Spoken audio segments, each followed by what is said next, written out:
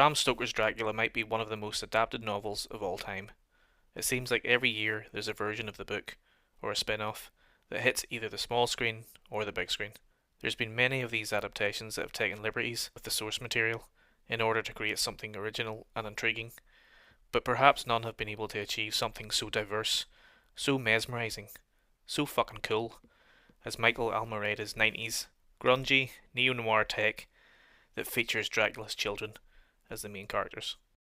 Elina Löwensohn stars as the titular character Nadja, the illegitimate daughter of Count Dracula and a peasant woman from the shores of the Black Sea. An elegant and sensual undead female who glides through the clubs of New York City in search of men to devour. She becomes aware that her father has been killed, so she visits her brother Edgar, who is dying in hospital, and attempts to free him. The siblings do not get along at all, and Edgar actually sides with Van Helsing and his nephew Jim in trying to capture and kill Nadja. Originally released in 1994 to almost zero fanfare, Nadja slowly gained cult status mostly due to the inclusion of David Lynch as executive producer and financier. He also has a brief but fun cameo. Although the film is rife with gorgeous imagery and a hypnotizing atmosphere, it was partially shot with a very poor camera that actually makes some scenes almost unwatchable.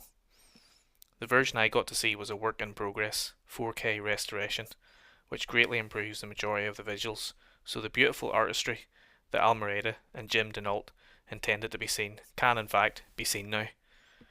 There are still a few sequences that appears to have pixelated shots, but it didn't really affect my overall viewing. Plot is not one of the film's strong points, and it becomes very messy, but is held up by the art house direction and camera work, which isn't perfect, but gives the film an uncanny, almost hallucinogenic feel. The acting is a bit messy too, and probably not helped by the uneven script. Still, for the most part the cast deliver what is needed, with Löwensohn, who steals every frame she is in, being the standout as the moody, semi-ethereal goddess.